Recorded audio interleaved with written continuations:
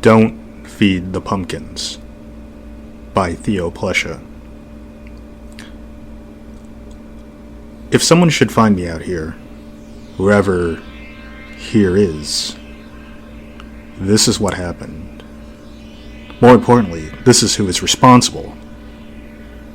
Also, out of the dozens of other vehicles bogged down in this field, mine is the Blue Jay 2013 Freightliner. If I should die and it is recoverable, make sure it goes to my son, John Granger, in Antioch, Illinois. I left Richfield around 2 p.m. on Halloween with a last-minute load of pumpkins destined for the Antioch Walmart. Despite the fact that I was once told that Illinois is the #1 pumpkin producer in the country, the state itself appeared to be in the midst of a shortage. I was due in about 8 p.m., but I was trying to get in by 6 p.m., and after unloading, I was planning on going to visit my wife, Linda, and my son for Halloween. It was going to be his first Halloween, and I was going to be there to trick-or-treat with him. Linda was making a big deal out of it.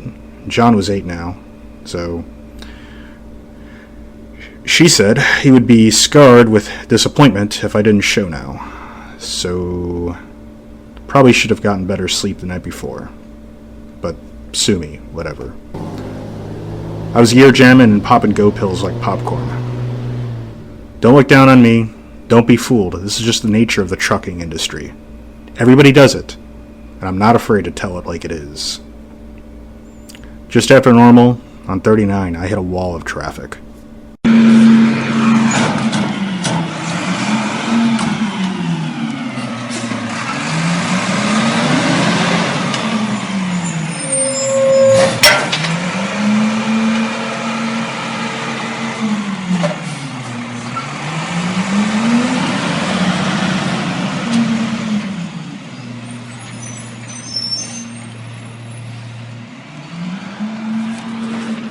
The radio squawked. Hazmat spill. Up ahead. Special teams en route. ETA on cleanup. 2 hours. Over. I, like the other truckers, get to gabbing on the radio, looking for shortcuts any way around this mess. This is Blue Jay 13. Any insight on alternative routes? Over. A particularly static-filled response came. Blue Jay 13, exit up 5 miles, continue through. It's a gut shot, cuts back to the interstate. Over. To my surprise, after scrutinizing this route several times, I discovered the gut shot shortcut just ahead could get me into my destination at least an hour earlier, even though I'd been sitting and crawling in this backup for at least 45 minutes at this point. This is Rebel 11. That's a big negatory Blue Jay 13. Route is closed. I repeat, that route is closed. Do you copy? Over. This is Halo 80 again. Copy, Blue Jay 13. Disregard Rebel 11. It's wide open. 2-lane country. You hit 70 or 80 on the straight on through. Only town along the way burned down about 30 years ago. Nothing out there but pumpkins. Over. This is Rebel 11. Copy, Blue Jay 13. Halo 80 is correct, but it is closed for tonight, and tonight only. You should avoid this route at all costs. Over. I thought about it before replying. Copy, Halo 80. Thanks for the advice. Rebel 11. Could not make out last call. Blue Jay 13 over and out.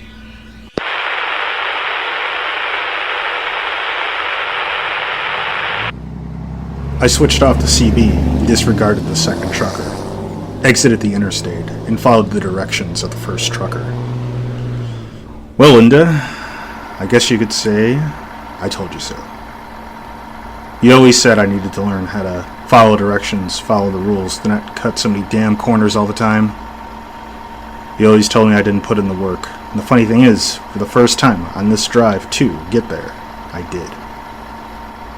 Sure, yeah, I cut all the corners. But I also wanted to put in the work. But you're right. I never put a second of effort in. And if this is how it ends, you were right. I never will. But I guess one way or another, you're getting what you've wanted. What you text me, what you don't tell me about, and what I don't care about. I was coming home for John, and damn it, I know it won't hold up in court, but I want my boy to get the damn truck, and not you.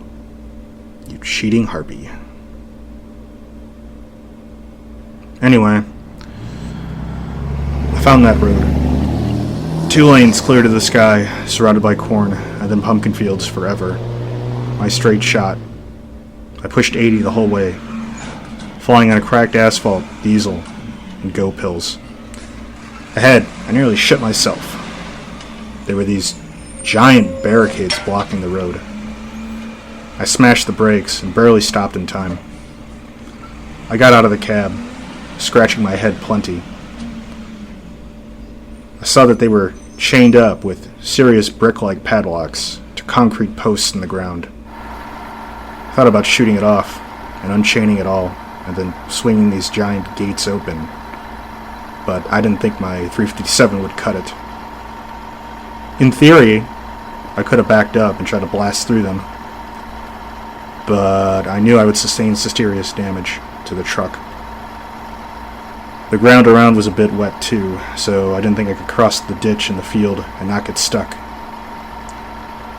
The strangest thing about the barricades was they were not official in the least. They had a wooden sign chained across them. Mailbox stuck on letters simply warned, "Don't feed the pumpkins." Not "no trespassing" or "road closed." Don't feed the pumpkins. Even more strange, as far as I could see from my cab and my binoculars, there was absolutely nothing wrong with the damn road. I was very mad because I knew it would take hours to reverse and get back on the way that I was coming from. And I knew that I would definitely miss trick-or-treating if I tried that. And I said I wasn't worth it. I didn't bother to call. I'd just show up then, because it was my fault. Anyway, I started back, turning around with great difficulty. I traveled back 2 miles and saw small signs for a rest area. Must have missed it the first time around. Too deep in the zone, I suppose. I needed to pee, and probably eat, before I started back on the wrong way around. So I stopped. There's this little old 2-story joint with a small diner on the first level and looked like 4 or 5 small motel rooms on top. And looked like it even had like an outhouse for a bathroom. I want to emphasize the outhouse because this is how you'll find and catch this guy. The guy who did this to me.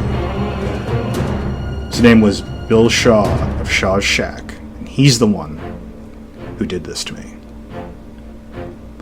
There was a wooden sign on the building. It too was made of stick-on letters and vaguely resembled a huge ransom note.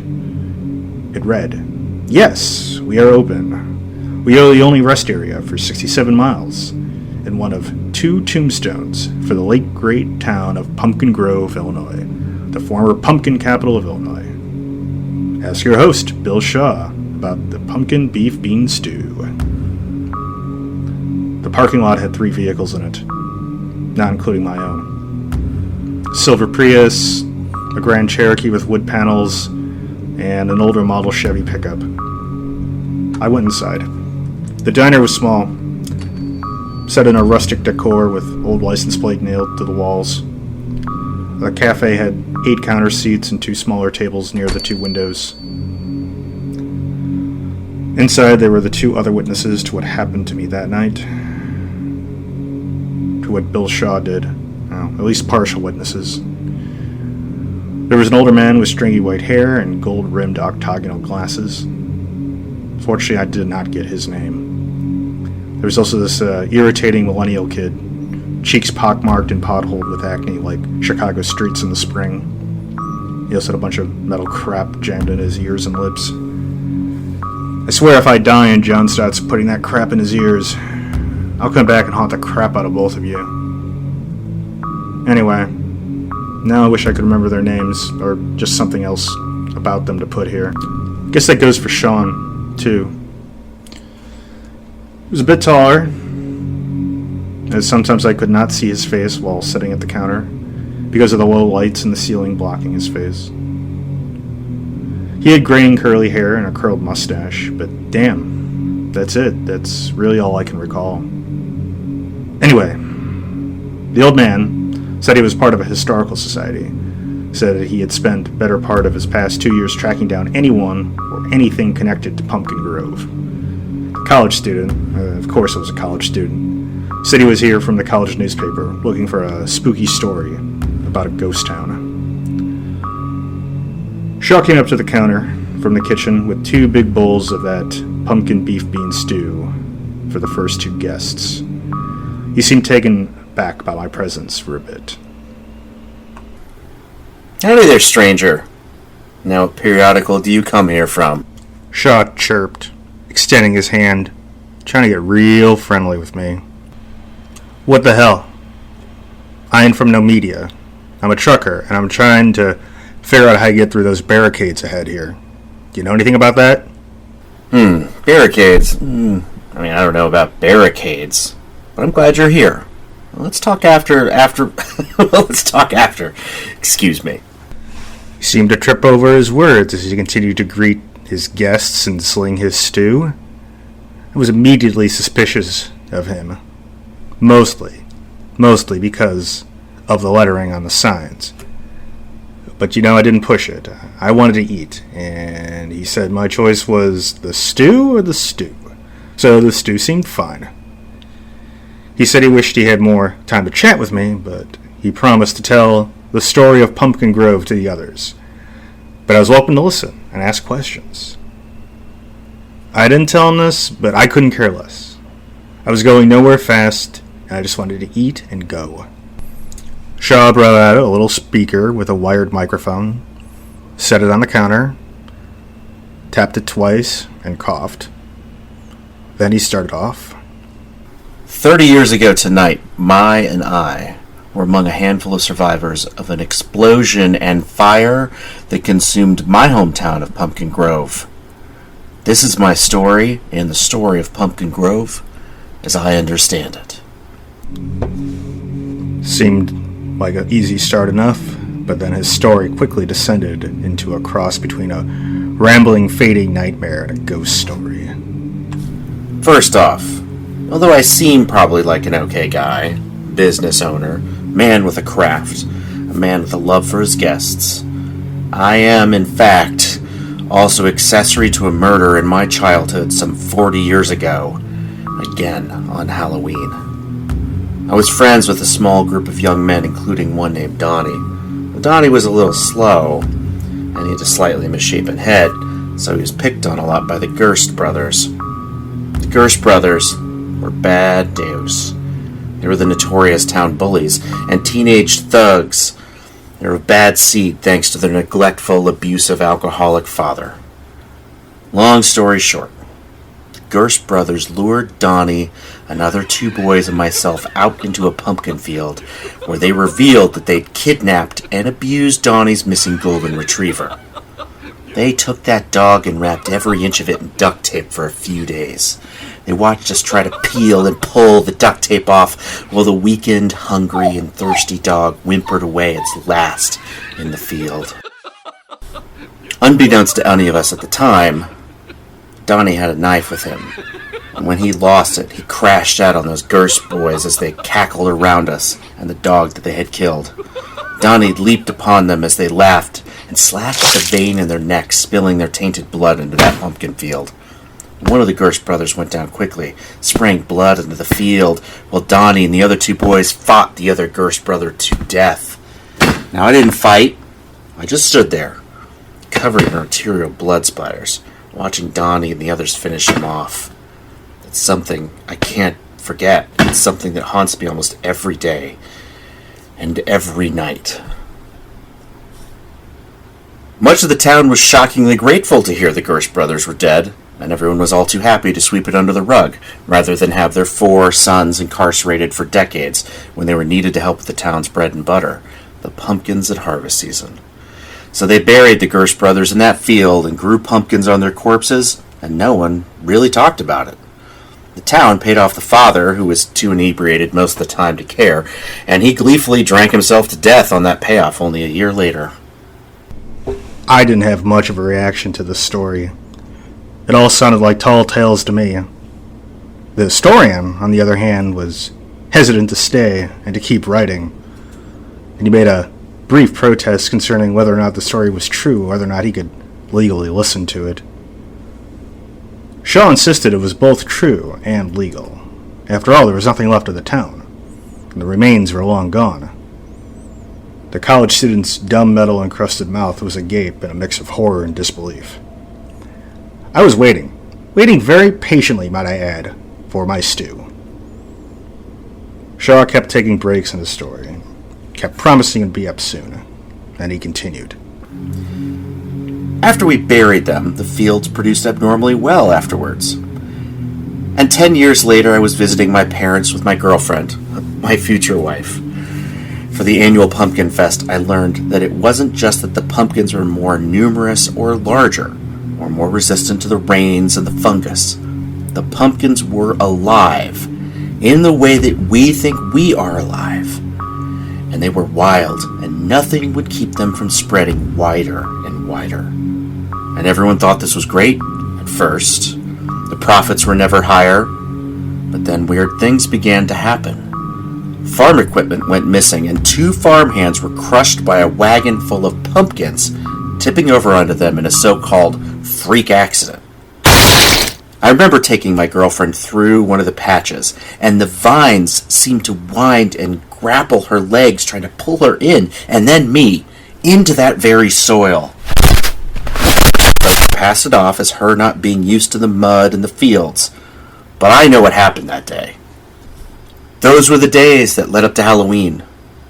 The jack-o'-lanterns on folks' porches began to do unusual things. Things like seemingly moving by themselves from dusk to dawn, changing the carvings of their faces slightly, or appearing to jump off the table onto the porch without damage or apparent cause. On the morning of Halloween, I found my cat, Lucky, incinerated in front of a jack-o'-lantern as if it had breathed fire onto it from its mouth, even though I had blown out that candle inside before I went to bed.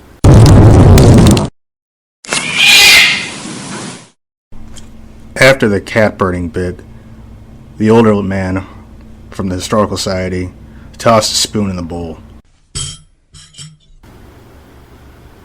Is there something wrong with the stew? Tasted like bitter BS. Just like your story. It's BS. Thanks for nothing. After checking the remaining contents of his bowl of stew, Shaw chased him out the door to his car, shouting after him. What direction are you planning to go home? Hello? Wait! When the old man peeled out of the parking lot, he was headed southwest. Shaw came back in and threw up his hands. I tell nothing but the truth. Most people cannot handle it. Part of me wanted to go, too, but I was cozy there. It was warm, and the story, while BS to me at the time, was entertaining enough. The college kid sitting down the way looked exhausted, barely keeping his eyes open as Shaw finished out the story. I tell nothing but the truth. Most people cannot handle it. Now, where was I? Donnie approached me at dusk on that Halloween while I was visiting my family and sat on the porch mourning Lucky. Donnie told me that the Gerst brothers were alive in the pumpkins and that they planned to burn the whole town down tonight. Donnie told me he had to, because I wasn't supposed to die. I was supposed to watch. Donnie seemed to freeze and didn't say anything, nor did he leave. He just stood there in stone. For whatever reason, we believed him, and we started to pack up some things. And then the whole town suddenly engulfed in flames. My house in particular, with Donnie on the porch, flash burned to the ground like it had been struck by napalm from an exploding pumpkin. I escaped with my family and my future wife in the pickup truck sitting outside now. And that's the story of Pumpkin Grove.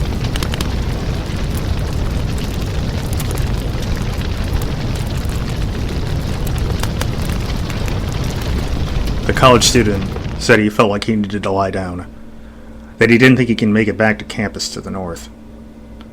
Shaw attended to getting him one of the rooms upstairs. I stayed downstairs and went to the back for more stew. I rubbed my eyes intensely and felt as if I, too, should stay for the night. But in the tug-of-war between fatigue and go pills, it felt like the go pills were slowly coming out ahead. Next to the stew was a cutting board and a knife, and on that knife was some bluish-white powder, which I found peculiar. On the floor was a bottle of medication. I picked it up and turned it over. It was Insomniacs, a sleeping pill that I use when coming off the go pills. It occurred to me that Shaw was dosing the stew. I ran to my truck and pulled out my go pills and my 357.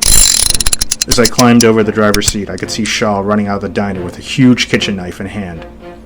I ducked under the trailer and back out onto his right side and pointed the gun at him. He froze and put his hands wide. I slowly advanced on him with my snub nose pointed at his head. He dropped the knife. I just wanted to puncture your tires, not hurt you, I promise. I had to do something to stop you. I know you want to go north, and I know you might be crazy enough and your truck tough enough to smash the barricades, but I can't let you. I can't let anyone else go through. I'm supposed to watch. No one can get through tonight. No one could be allowed to. My wife and I took it upon ourselves to ward off travelers on Halloween night. It's a cursed road tonight. We're cursed to stay here, and this is the best we can do to stop it from spreading. It's been calling us for 30 years. We tried to walk away, but it kept on spreading. The pumpkins, they cannot be allowed to eat.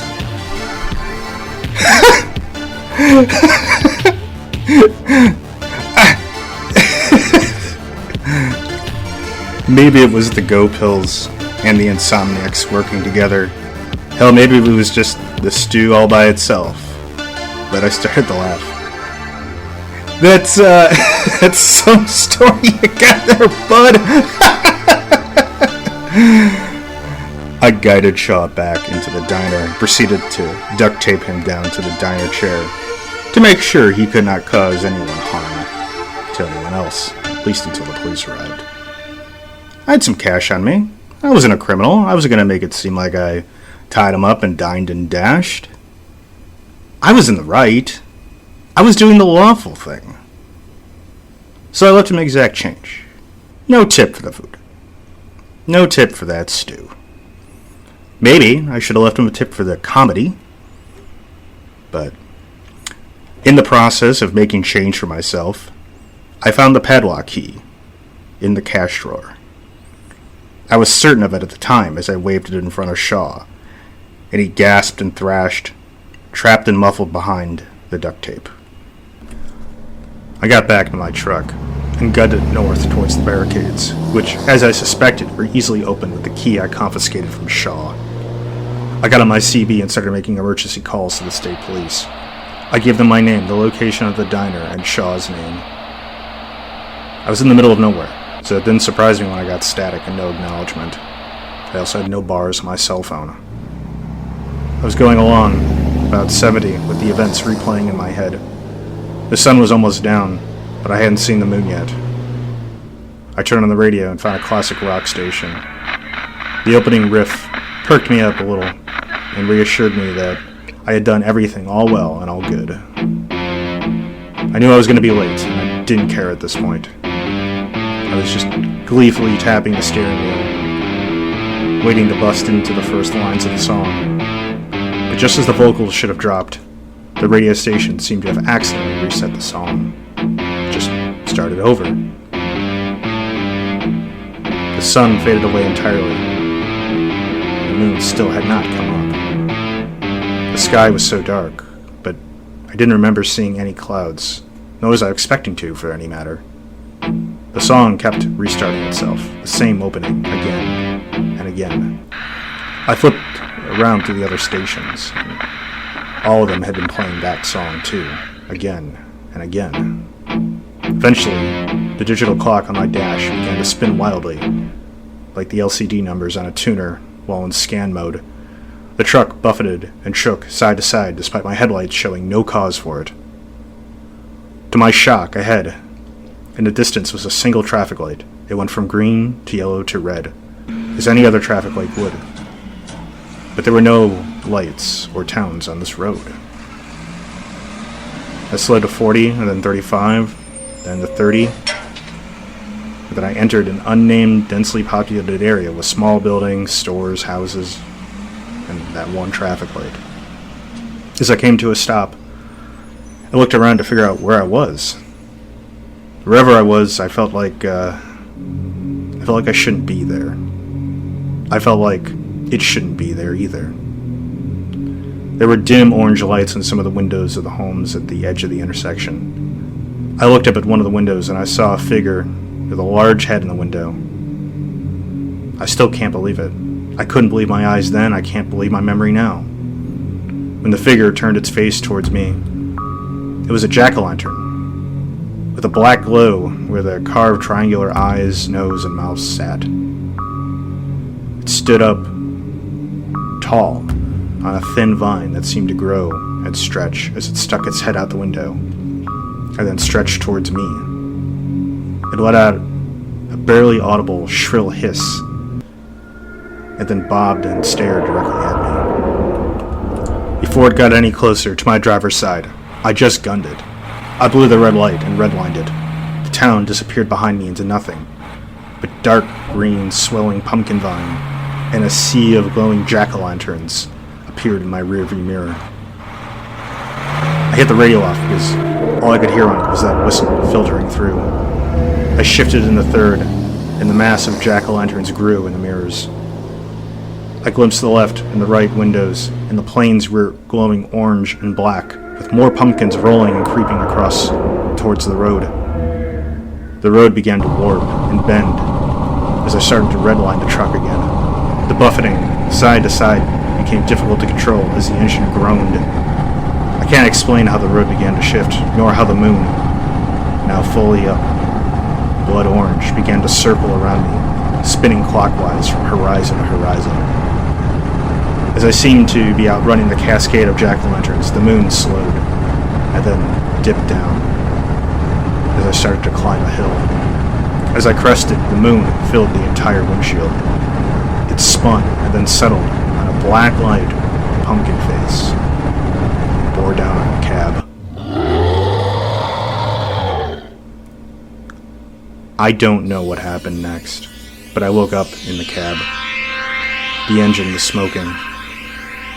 In the fresh daylight, all I could see was mud and putrid, rotten pumpkins as far as I can see.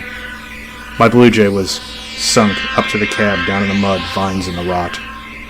It wasn't going anywhere without some serious heavy-duty help. To my right and my left, I saw a dozen other vehicles, some of them more than 10 years old, also up to their doors in the mud and the rot. Swarms of flies were visible all around in the boiling midday sun. I'm not really sure how long it's been or what time it really was because the clock on my phone is broken. It simply reads 9999. I don't know what day it is. I still have no cell signal and no radio. Linda, I need to be honest with you. I cheated on you a bunch, maybe a dozen times. I did it before I knew you were doing it to me. I can't live by the rules of trucking or marriage or anything. It is the road, and you command it, and that is the only rule. But now, I'm worried I've broken my last rule. I have no food, and no water. There is no road here. There is only the rule of the blazing sun, with a jack-o'-lantern face that never sets. I fear that in time, unless I find help, or help finds me, I will indeed be feeding the pumpkins.